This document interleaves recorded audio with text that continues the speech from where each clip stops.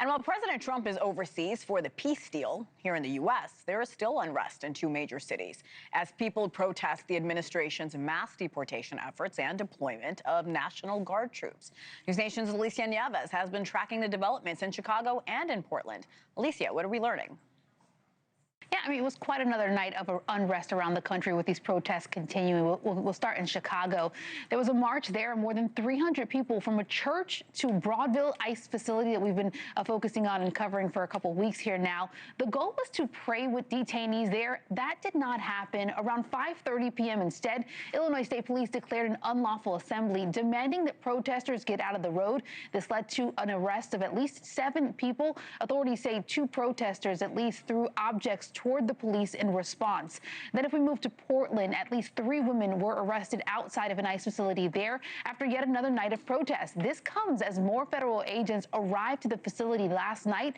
One thing that made this standoff different, though, is that there was no ICE helicopters in the sky like we've seen in the past, and this might be because of this flyer. The Department of Homeland Security shared it on X, and it alleges that protesters were planning to use laser pointers to confuse or potentially even disorient pilots.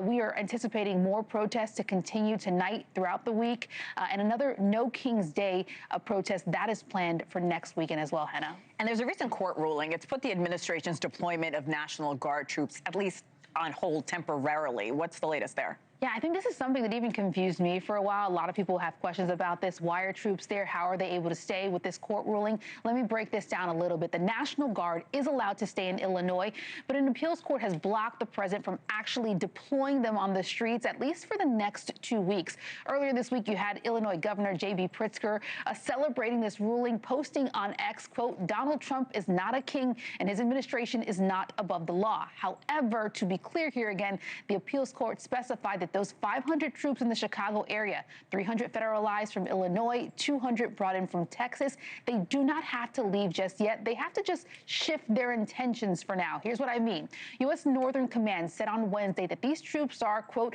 employed to protect U.S. Immigration and Customs Enforcement and other U.S. personnel, government personnel who are performing federal functions, including the enforcement of federal law and to protect federal property. Well, it has since modified that statement, right? Issuing another one clarifying that these troops are simply, quote, conducting, planning, and training, not engaging in operational activities. A similar ruling was issued in Portland this week as well, allowing troops to remain federalized in Oregon, but barring, again, the president from deploying them. So we're definitely expecting to see more protests. Hena.